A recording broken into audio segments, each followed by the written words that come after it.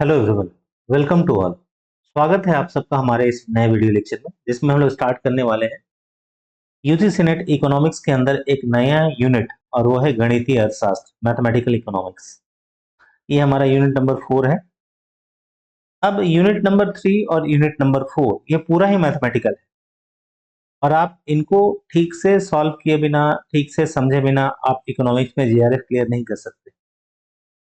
हमारे समय की बात अलग थी, उस समय क्या है ना, थ्योरेटिकल क्वेश्चन ज्यादा पूछे जाते थे।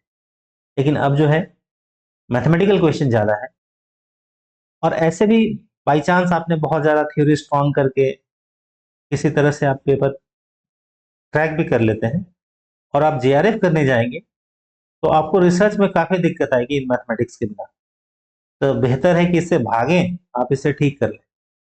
मैं पूरी कोशिश करूंगा यहाँ सिंपल लैंग्वेज में समझाने की। बस आपको क्या करना है, इनके सीक्वेंस को स्किप नहीं करना है।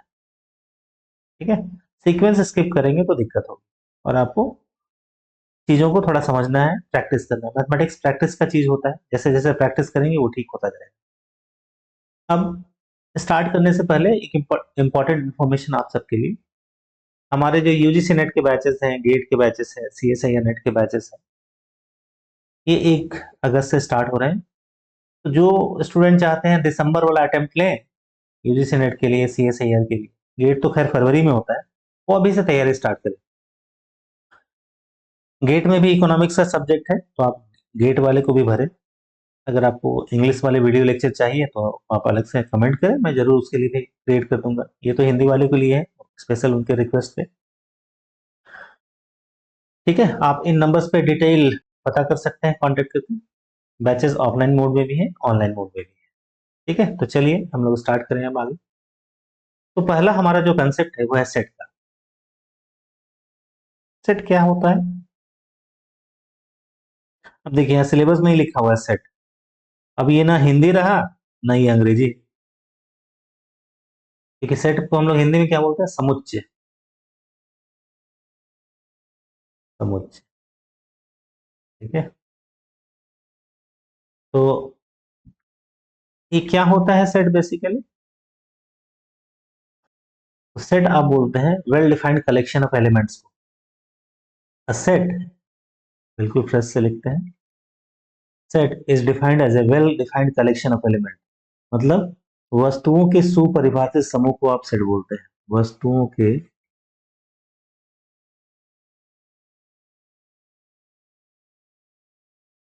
सुपरिभाषित समूह या संग्रह को आप क्या बोलते हैं? समुच्चय या सेट बोलते हैं, है ना।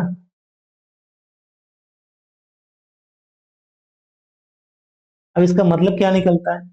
मतलब ये है कि उसके जो एलिमेंट्स होंगे सेट के, वो सब एक ही नेचर के होंगे।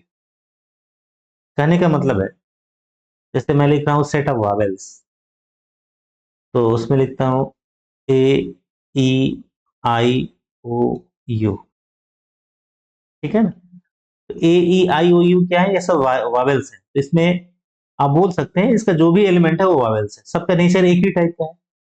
और आपने इसके बारे में पहले ही बता दिया है। ये क्या है? ये सेट है वावेल्स का। ठीक है, इसे बोलेंगे सुपरिभाषित संग्रह या समूह। ठीक है, अब कुछ कॉमन जो कन्वेंशन है सेट के बारे में, वो हम लोग देख लेते हैं, वो बहुत जरूरी है।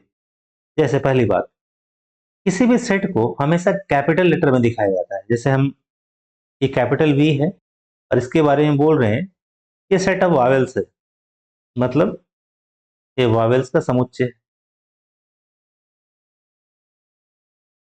ठीक है, जैसे ए बोल रहे हैं, ये जो है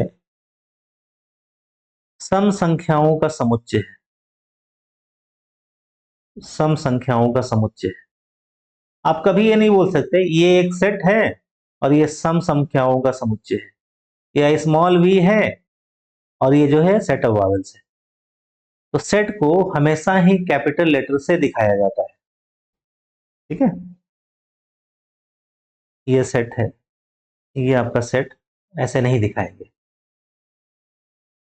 ये आपका सेट है, ये आपका सेट नहीं है स्मॉल वाला। दूसरा, सेट को दिखाने के लिए, जैसे हमने ये तो ले लिया वी, अब सेट के एलिमेंट्स को हमेशा एक कर्ली ब्रेसेस में रखा जाता है, कर्ली वाला ब्रैकेट, ठीक है। और सेट के जो भी एलिमेंट्स होंगे उनको आपस में कॉमा से, अर्धविराम से आप अलग करते हैं, जैसे ए, ई, आई, ओ और यू, ठीक है। ये किससे सेपरेटेड है? कॉमा से सेपरेटेड है। तीसरा, जो सेट के एलिमेंट्स हैं उनमें ऑर्डरिंग मायने नहीं रखता, मतलब आप उसको किस ऑर्डर में लिख रहे हैं ये इंपॉर्टेंट नहीं है, बस वहां होना चाहिए। जैसे मैं लिखता हूं ई, आई, ए, यू, ओ, अब ये दोनों सेट है ना, एक ही है। आप ये नहीं बोलेंगे कि नहीं ये अलग है, क्योंकि ये ई से स्टार्ट हो रहा है और ए से स्टार्ट हो रहा है। बस वो सारे एलिमेंट यहाँ प्रेजेंट होने चाहिए, वो किसी भी ऑर्डर में हो, ठीक है। जो अगला चीज है वो क्या है, सेट में एलिमेंट्स का रिपीटेशन अलाउ नहीं है। जैसे आप दिखाना चाहते हैं सेट ऑफ वावेल्स, आपने कहा कि चलिए ए, ई, आई, ओ, यू, और ये लीजिए फिर से ए, थोड़ा इम्फेसिस के लिए। तो ये गलत हो जाएगा, सेट में एलिमेंट को आप रिपीट नहीं करते हैं, ठीक है। तो ये तीन चीजों का आपको बेसिक ध्यान रखना है। सेट को हमेशा कैपिटल लेटर से दिखाना है। सेट में आप इस कर्ली ब्रेसेस का उपयोग करेंगे, ये ब्रेसेस नहीं चलेगा, ये ब्रेसेस नहीं चलेगा, हमेशा आपको ये कर्ली ब्रेसेस लगाना है। सेट में एलिमेंट्स को कॉमा से सेपरेट करते हैं। सेट में एलिमेंट्स का ऑर्डरिंग जो है, क्रम जो है, ये मैटर नहीं करता है। और सेट में जो एलिमेंट्स हैं, जो उसके अवयव हैं, एलिमेंट्स को आप क्या बोलेंगे हिंदी में? अवयव, उनको फिर से रिपीट नहीं किया जाता है, ठीक है। तो ये बेसिक चीजें होगी, बेसिक सबको पहले से भी पता होता है। अब देखिए, हमने जो सेट डिफाइन किया था सेट ऑफ वावेल्स का, वो लिखा था V equal to A E I O U, A E I O U. अब आपसे पूछा जा रहा है, ये लिखने का तरीका है, ए इसको पढ़ते हैं, इसका अवयव है वी का, क्या ये सही है? ए बिलोंग्स टू वी, क्या पढ़ेंगे? बिलोंग्स टू, या अवयव है। क्या ए जो है बी का अवयव है? यस, ये सही है। तो इसको लिखा जाता है इस तरह से, ये सिंबल है। लेकिन एफ तो इसका एलिमेंट नहीं है, अवयव नहीं है, तो आप इसको लिखेंगे ऐसे, एफ जो है वी का अवयव नहीं, ठीक है। क्लियर? अब जो समुच्चय के अवयव हैं उनको गिना जा सकता है, उसको बोलते हैं समुच्चय की गणनीयता। क्या बोलते हैं? समुच्चय की गणनीयता।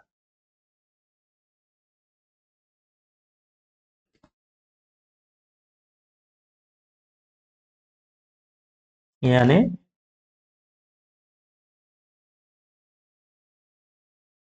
गणन संख्या, गणन संख्यात्मकता, और इंग्लिश में आप इसको बोलेंगे कार्डिनलिटी ऑफ ए सेट, ठीक है। तो अगर आप हिंदी मीडियम से तैयारी कर रहे हैं ना, तो आपको ये सब जानना पड़ेगा, गणन संख्यात्मक, गणनीयता। क्योंकि मैंने ये नोटिस किया है, स्टूडेंट ना तो हिंदी में रह पाते हैं ना इंग्लिश में रह, इंग्लिश वाले के लिए कोई दिक्कत नहीं हो, तो इंग्लिश वाले इंग्लिश में रहेंगे। हिंदी वाले क्या करते हैं, वो इन सब टर्म्स को नहीं देखेंगे। गण, जैसे क्या लिखा हुआ है गणन संख्यात्मक, वो बस पढ़ लेंगे कि ऐसे, तो क्या है कि उनको दिक्कत होगी। तो हिंदी वाले को थोड़ा ध्यान देना है ज्यादा इंग्लिश के मुकाबले, ठीक है। अब हमने क्या कहा था, कोई जब एलिमेंट जो है या वस्तु जो है जब किसी समुच्चय में हो तो बोलते हैं उसे हम उस समुच्चय का अवयव या सदस्य कहते हैं। लेकिन अगर हमको दिखाना है कि उस सेट में, उस समुच्चय में कितने अवयव है, मान लीजिए हमारा वावेल्स था ए equal to A E I ओ,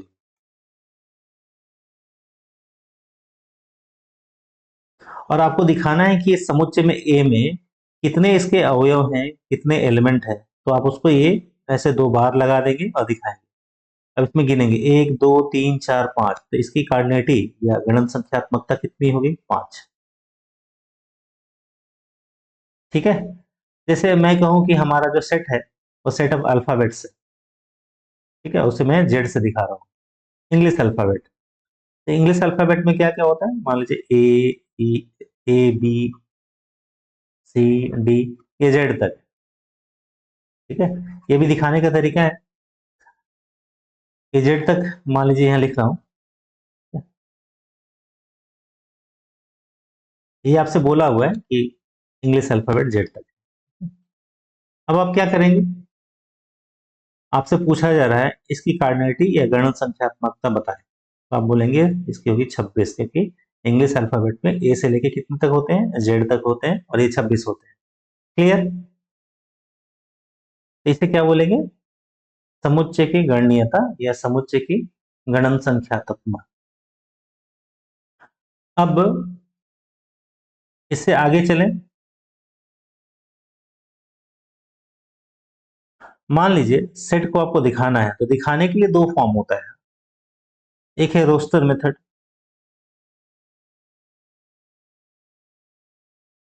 इसमें ना रोस्टर वाले मेथड में तरीके से आप सेट के सारे एलिमेंट को लिख देते हैं। जैसे हमने लिखा वावेल्स के लिए ए ई आई ओ यू। ठीक है, या क्लास के जो एलिमेंट्स हैं, मान लीजिए सपोज आपकी क्लास में जितने बच्चे हैं आप उसको दिखा रहे हैं एस से, उनके नाम लिख रहे हैं, हरीश, कीर्ति, सुरेश, नन्हे, राजीव, पिंटू, ठीक है, कमला, विमला, कितने बच्चे हैं क्लास में, तो आपने सबको लिस्ट कर दिया। इस मेथड को बोलते हैं रोस्टर मेथड। ठीक है, लेकिन आप ना रोस्टर मेथड से हमेशा चीजों को नहीं लिख सकते। क्यों, मान लीजिए आपको लिखना है कि सम संख्याओं का समुच्चय। क्या लिखना है, सम संख्याओं का समुच्चय।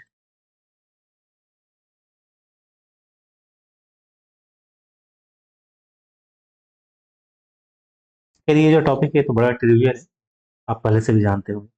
तो आप क्या करेंगे कि अब ये आप देखिए 2 4 6 8 10, ये कभी खत्म होगा, खत्म नहीं होगा, तो इसका मतलब है इसको आप रोस्टर मेथड से नहीं लिख पाएंगे। तो आपको क्या करना पड़ेगा, उसको बताना पड़ेगा। देखिए हमारा एक समुच्चय है, मान लीजिए पी, उसके एलिमेंट है एक्स, और ये लगाएंगे सच दैट, इसका मतलब है सच दैट, ठीक है, अथवा, और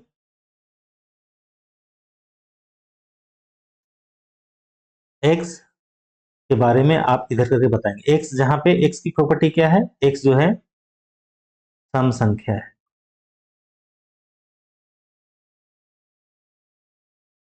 ठीक है,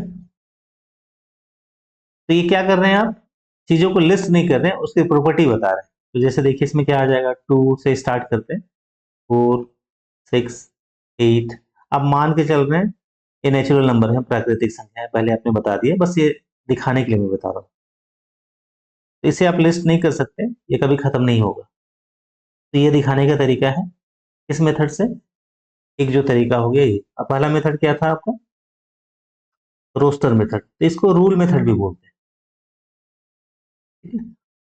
लेकिन ये सब तो बहुत ट्रिवियल बातें हो गई। अब हम लोग आते हैं आगे, जो हमारा मेन चीज है जिससे क्वेश्चन आएगा आप। तो सबसे पहली बात हम लोग देखेंगे कि एक बहुत ही इंपॉर्टेंट कंसेप्ट जो है एम्प्टी कंसेप्ट का, रिक्त समुच्चय का, रिक्त समुच्चय या एम्प्टी सेट का।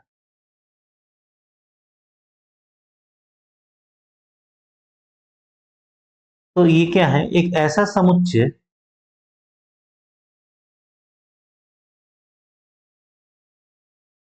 एक ऐसा समुच्चय जिसका कोई अवयव नहीं होता।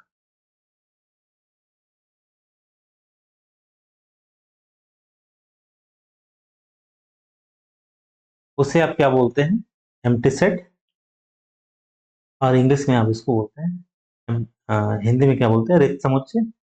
कभी कभी इसको वॉइड सेट भी बोला जाता है। और इसे दिखाने का तरीका है, आप इसे आप फाई से दिखाएं, इसको फाई बोलेंगे। ठीक है, या इसे आप ये खाली वाले ब्रैकेट से दिखाएं, तो ये दोनों में से कोई भी सिंबल चलेगा।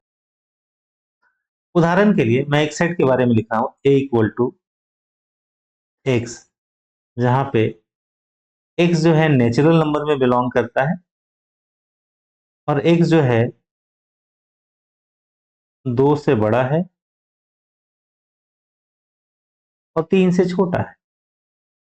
ठीक है, आपको एक ऐसा एलिमेंट बताना है प्राकृतिक संख्याओं के अंदर जो कि 2 से बड़ा हो लेकिन 3 से छोटा हो। तो आप जानते हैं नेचुरल नंबर तो 1 से स्टार्ट होते हैं, प्राकृतिक संख्याएं। ठीक है, और 2 के बाद 3, 3 के बाद 4, 4 के बाद 5, ऐसे आता जाता है। तो आपको कोई भी ऐसा नंबर नहीं मिलेगा जो 2 से बड़ा हो लेकिन 3 से छोटा हो। तो इस केस में जो ए है आपका क्या बन जाएगा, ए इज नल सेट या रिक्त समुच्चय। ए जो है ये बन जाएगा आपका रिक्त समुच्चय। क्लियर। अब एक इंपॉर्टेंट बात क्या है, रिक्त समुच्चय का जो कार्डिनलिटी है, गणन संख्यात्मकता, ये क्या होता है, शून्य होता है, इसमें कोई एलिमेंट नहीं होता। ये बहुत इंपॉर्टेंट चीज है, आप इसे ध्यान रखें। ठीक है, अब आते हैं इक्वल सेट्स। दो समुच्चय को हम समान कब बोलेंगे, क्वालिटी ऑफ सेट्स।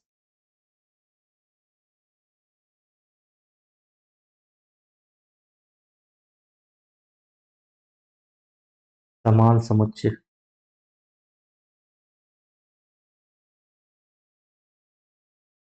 अब देखिए मान लीजिए एक सेट दिया हुआ है ए, इसमें एलिमेंट है 1, 2, 5 और 8।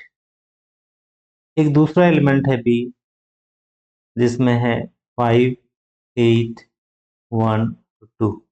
तो जैसा कि मैंने थोड़ी देर पहले आपसे कहा था, सेट में एलिमेंट का ऑर्डर जो है ना ये मायने नहीं रखता है, बस देखना है वहां है या नहीं। तो ए में भी 4 एलिमेंट है, 1, 2, 5 और 8, और बी में भी 4 एलिमेंट है, 5, 8, 1, 2। इसके सारे के सारे एलिमेंट इसमें प्रेजेंट है, इसके भी सारे के सारे एलिमेंट इसमें प्रेजेंट है। तो आप क्या बोलेंगे, यहाँ पे सेट ए जो है और सेट बी, ये दोनों जो है ये बराबर है। ठीक है, अब आते हैं उप समुच्चय, अधिसमुच्चय तथा घात समुच्चय।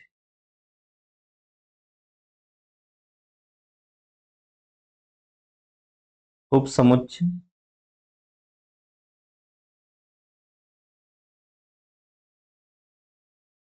अधिसमुच्चय तथा घात समुच्चय।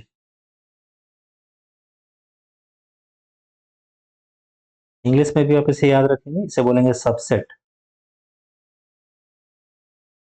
इसे बोलेंगे सुपरसेट्स,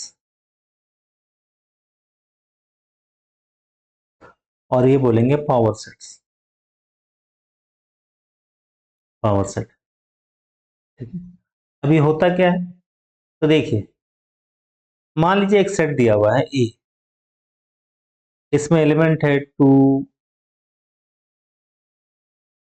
चाहे यहां से स्टार्ट करते हैं, 1, 2, 3, 4, 5। और ये हम लोग बता रहे हैं ये जो सेट है ये नेचुरल नंबर का सेट है, मतलब प्राकृतिक संख्याएं। तो प्राकृतिक संख्याएं कितनी होती हैं, अनंत होती हैं। अब हम उसमें से एक निकाल रहे हैं, चाहे इसे हम कॉमन नोटेशन से ही दिखा दें क्योंकि नेचुरल नंबर को जनरली एन से दिखाया जाता है।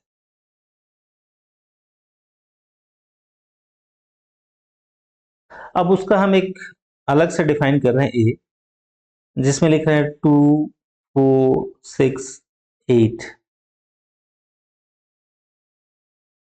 और मेरा ये कहना है कि ए में जो है ना ये सम संख्याएं हैं जो एन से बिलोंग करती है, बाहर से नहीं, ये नहीं कि पूर्णांक संख्या। उस केस में आप देखेंगे ना कि ए का सारा जो एलिमेंट है वो एन में प्रेजेंट है, 2 भी है, 4 भी है, 6 भी है। लेकिन कुछ एलिमेंट ये जो 1 है, 3 है, 5 है, 7 है, ये इसमें नहीं है। लेकिन आप उल्टा नहीं बोल सकते कि n का सारा एलिमेंट जो है, ये नहीं बोल सकते आप कि n का सारा एलिमेंट इसमें प्रेजेंट है। ये सही नहीं है। क्या है? a का सभी a के सभी अवयव जो है या सदस्य जो है वो n में प्रेजेंट है। उस केस में आप बोलेंगे जो a जो है n का उपसमुच्चय है, और उसको लिखने का तरीका होता है a उपसमुच्चय n, a is subset of n। ठीक है, ये ध्यान दीजिएगा, ये लगाना है आपको। क्यों? उसका एक मतलब है। कभी कभी ऐसा होगा, मान लीजिए कि एलिमेंट मान सेट है बी, उसमें 3 एलिमेंट है,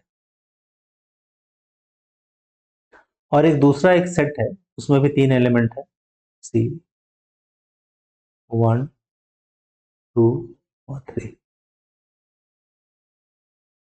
दोनों में नंबर ऑफ एलिमेंट्स जो है वो बराबर है, लेकिन फिर भी आप लिख सकते हैं बी इज सबसेट ऑफ सी, या ऐसा भी लिख सकते हैं सी इज सबसेट ऑफ बी। मतलब सबसेट में या उपसमुच्चय में चाहे तो दोनों सेट बराबर भी हो सकते हैं। क्या हो सकते हैं? बराबर भी हो सकते हैं, तभी वो क्या कहलाएगा? तभी वो क्या कहलाएगा? उपसमुच्चय। ठीक है, अब आते हैं हमारा जो है अगला जो है अधिसमुच्चय।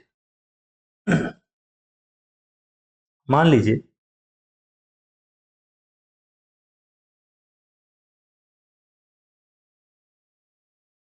हमारा ये जो पहला वाला केस था, एन और ए वाला, तो ए के सारे एलिमेंट तो एन में है, लेकिन एन के सारे एलिमेंट ए में नहीं है। तो हमने क्या लिखा था? ए जो है ये उपसमुच्चय है एन का। उस केस में आप बोलेंगे कि एन जो है ये अधिसमुच्चय है, यानी सुपरसेट है किसका? ए का। मतलब ए के जो सारे एलिमेंट है वो जो है एन में प्रेजेंट है। ठीक है, कहने का मतलब ये हो गया इन जनरल, यदि सेट ए समुच्चय ए सेट बी का उपसमुच्चय है,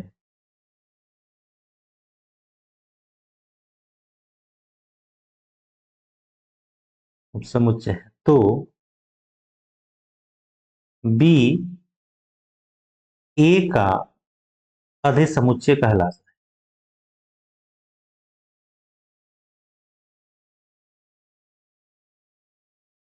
अधिसमुच्चय कहलाता है।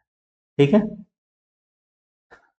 अब साथ ही एक और टर्म आता है जिसे बोलते हैं उचित उपसमुच्चय, और ये बहुत ही इंपॉर्टेंट है। मैं अलग अलग से इसे पॉइंट आउट कर दूं। क्या बोलेंगे? उचित उपसमुच्चय, या इसको बोलते हैं प्रॉपर सबसेट।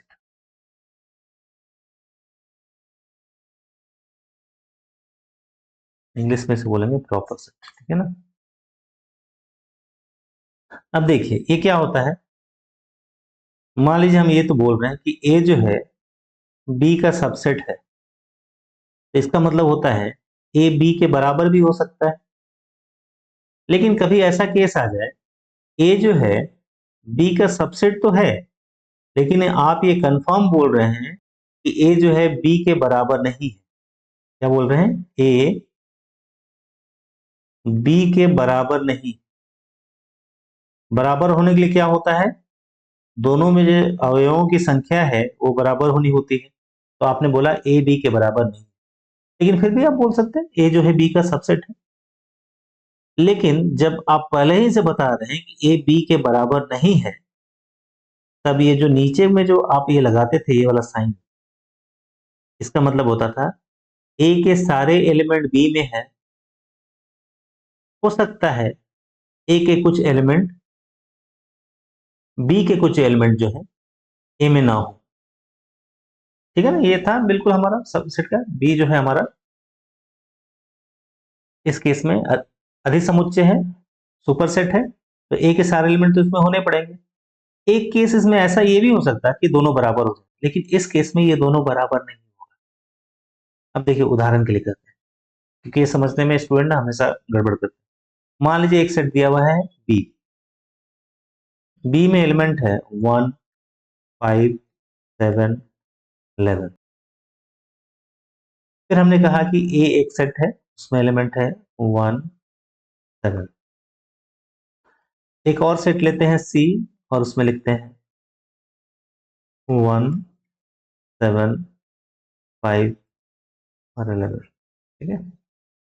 अब देखिए, अगर मैं ऐसे लिखता हूं ए इज सबसेट ऑफ बी, मतलब ए जो है उप समुच्चय है बी का।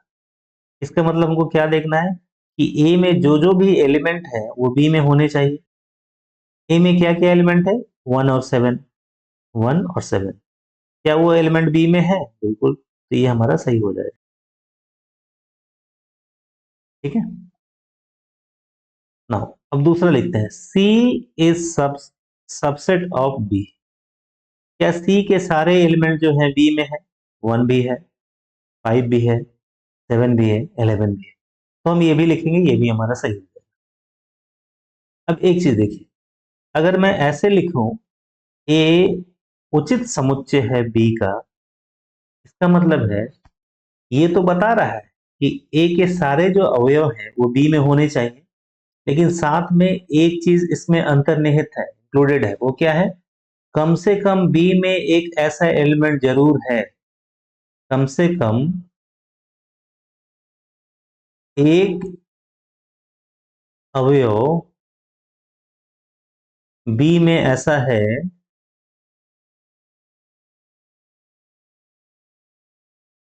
जो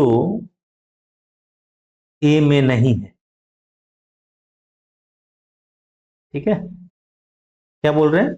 इसका बहुत इंपॉर्टेंट मीनिंग निकलता है। ए में A is subset, proper subset of B. A जो है उचित समुच्चय है बी का, इसका मतलब है बी में कम से कम एक एलिमेंट ऐसा जो होगा जो ए में नहीं होना चाहिए। इस केस में क्या हो सकता है? दोनों बराबर भी हो सकते हैं। ठीक है, तो ये भी हमारा यहाँ 1, 7 तो है, बी में क्या है? 1, 5, 7 है। 1, 5, 7 और 11, तो यहाँ पे जो है 5 भी नहीं है और 11 भी नहीं है ए में, तो ये हमारा यहाँ पे सही होगा। ठीक है, तो ये दोनों ही चीजें यहाँ पे सही है। लेकिन अगर मैं यहाँ ऐसे लिख दूं C is proper subset of B, मतलब सी जो है बी का उचित समुच्चय है, तो आप देख रहे हैं ना सी के सारे एलिमेंट जो हैं वो बी में बराबर हैं। मतलब ए 1 भी है, 5 भी है, 7 भी है, 11 भी है। तो इस केस में ये वाला चीज जो है गलत हो जाएगा। आप इसे ऐसा नहीं लिख सकते, आप इसे ऐसा लिख सकते हैं। ठीक है, समझ में आई ये चीज? और इसी वजह से जो नीचे जो इक्वलिटी का सिंबल होता है, बराबर वाला चिन्ह, ये प्रॉपर सबसेट में, उचित समुच्चय में ये नहीं होता। क्लियर? जैसे एक एग्जांपल से करिए। मान लीजिए एक सेट है Z, उसमें एलिमेंट है 8, 6, 12 और 15। एक सेट है P में है 12 और 15। एक सेट है K, इसमें है 8, 6, 12। एक सेट है M, इसमें है 8, 6, 12 और 15। एक सेट और देते हैं O, इसमें एलिमेंट है 8, 6, 13। ठीक है। अब मैं ये क्वेश्चन दे रहा हूँ इसके बेसिस पे। मेरा पहला क्वेश्चन है कि P is subset of Z। दूसरा क्वेश्चन है K उप समुच्चय है Z का। तीसरा क्वेश्चन है M उप समुच्चय है Z का। चौथा क्वेश्चन है O उप समुच्चय है Z का। ठीक है। फिर जो अगला क्वेश्चन है वो ऐसा है, पी सबसेट है जेड का। ठीक है, सबसेट मतलब यहाँ पे है उचित समुच्चय, या नीचे वाला साइन नहीं लगा हुआ है। ए जेड एम उचित समुच्चय proper subset Z O Z. अब आप बताएं इसमें से कौन कौन सा सही है, एक एक करके। ठीक है, क्या ये सही है? तो देखिए पी के सारे एलिमेंट जो है जेड में होने चाहिए। पी में क्या क्या है, 12 और 15, 12 और 15 यहाँ पे है, तो ये तो हमारा सही होगी। के सारे एलिमेंट जेड में होने चाहिए। के में क्या है, 8 6 और 12, 8 6 और 12 यहाँ पे है, तो ये भी सही हो गया।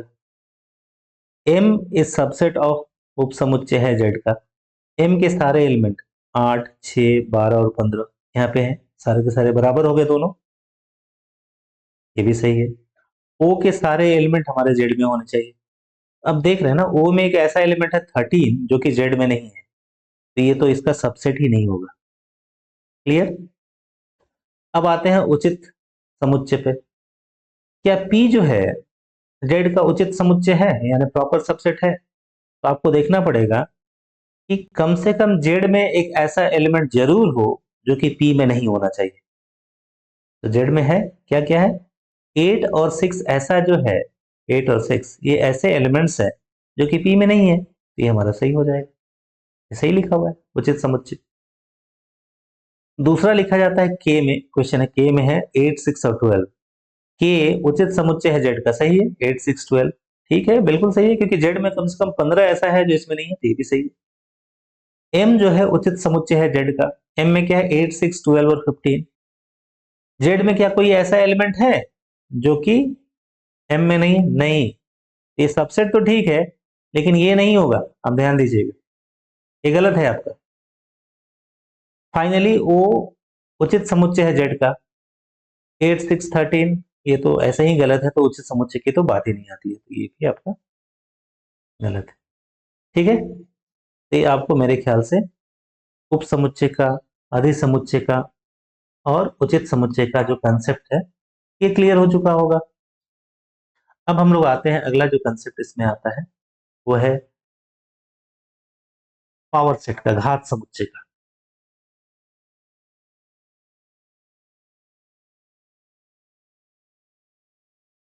पावर सेट तो बोलते हैं घात समुच्चय।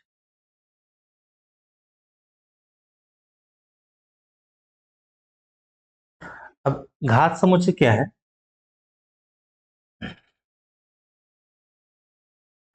किसी भी एग्जाम्पल से एक देखते हैं, ऐसे ये डाउट होगा। जैसे एक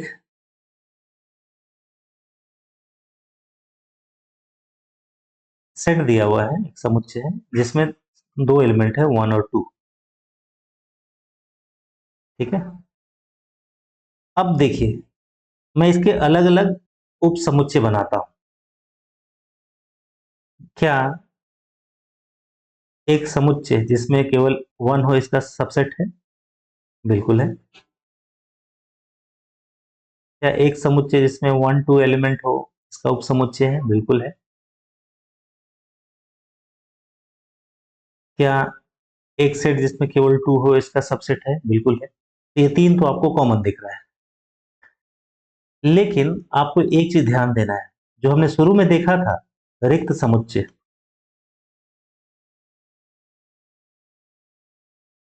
वो परिभाषा के अनुसार हर एक सेट का सबसेट होता है, हर एक का, विदाउट एनी एक्सेप्शन। इसे आप ऐसे भी लिख सकते हैं। ठीक है, रिक्त समुच्चय हर एक समुच्चय का उप समुच्चय होता है। आपको ध्यान देना है, ये नहीं इसका मतलब हो गया रिक्त समुच्चय ए का अवयव है, ऐसा नहीं है।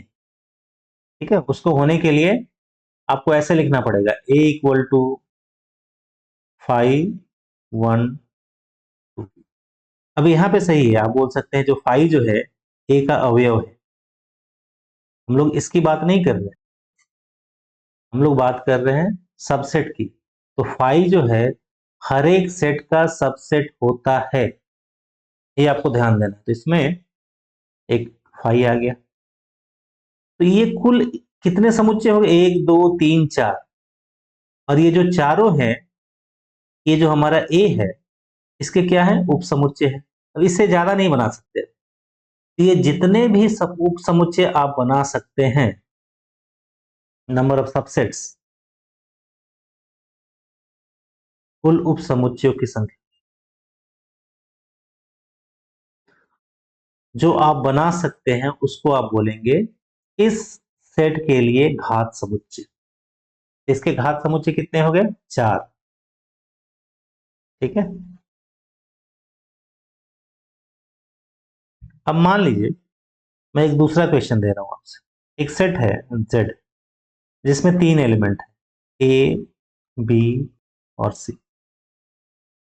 अब आपको बोला जाए इसके घात समुच्चय कितने होंगे, तो आप लिखना स्टार्ट करिए। तो देखिए, दो काम पहले कर दीजिएगा, क्योंकि ये जो फाई जो है रिक्त समुच्चय हर एक सेट का सबसेट होता है, तो पहला तो यही हो गया।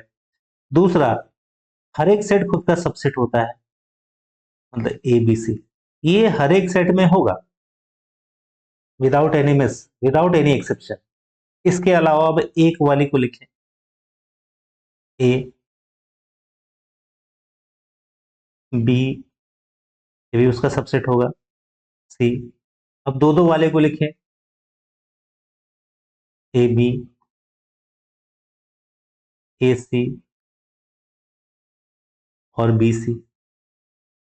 ठीक है, तीन वाला तो हमने लिख ही दिया। अब गिनिए कितने हो गए, 1 2 3 4 8, कुल कितने एलिमेंट हो गए, 8।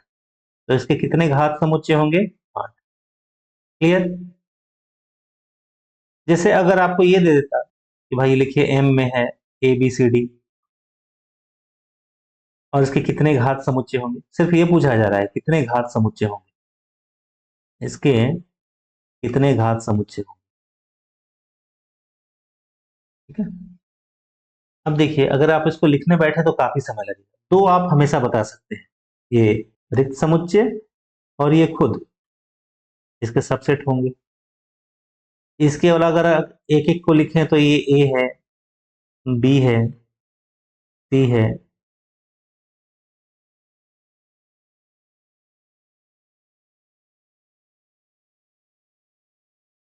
और डी है। फिर आप दो दो वाले को लिखेंगे, A B, A C,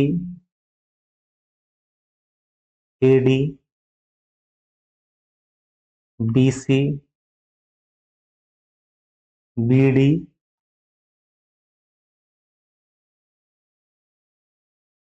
C D. फिर तीन तीन वाले को लिखेंगे, A B C, A B D, B C D.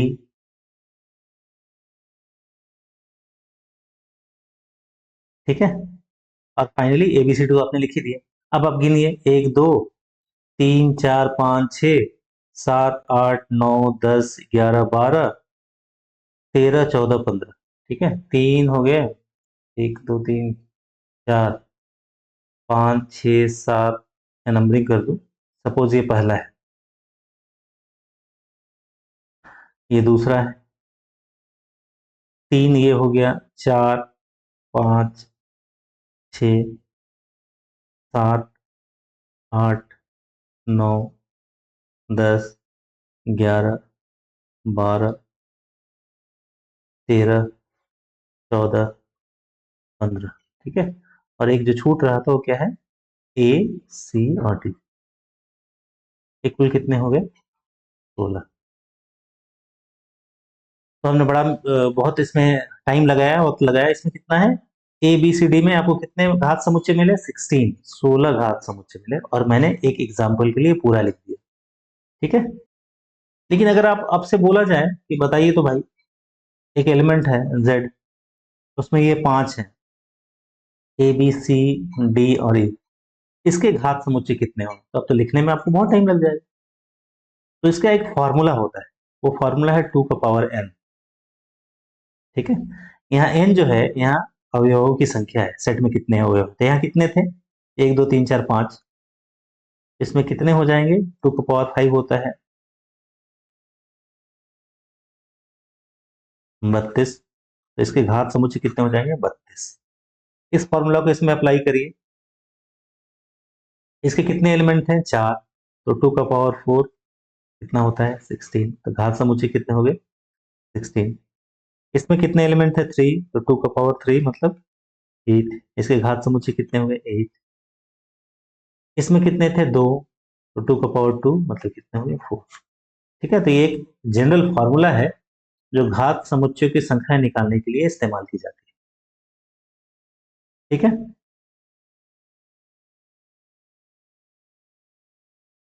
तो मेरे ख्याल से इतना आपको समझ में आया होगा।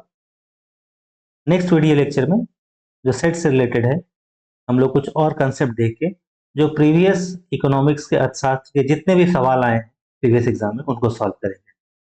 ठीक है, तो अगर आपको ये वीडियो अच्छा लगा हो तो आप इसे जरूर लाइक करें, उससे हमें मोटिवेशन मिलता है कि आपके लिए नए नए वीडियो, अच्छे अच्छे वीडियो लेके आए, थोड़ा अच्छा भी लगता है। इस चैनल को अपने दोस्तों में शेयर करें जो दूसरे को अगर इनकी ज़रूरत हो तो उनको भी इसका फ़ायदा मिल पाए। Thanks for watching this video. हमारे चैनल को सब्सक्राइब भी करें जरूर से जरूर, सो दैट आपको इम्पोर्टेंट अपडेट्स जो है टाइम टू टाइम मिल जाए। ठीक है, तो चलिए आज इतना ही रहने देते हैं, नेक्स्ट वीडियो लेक्चर में आगे कंटिन्यू करेंगे। मिलते हैं अगले वीडियो लेक्चर में। Thanks for watching this video. Thank you.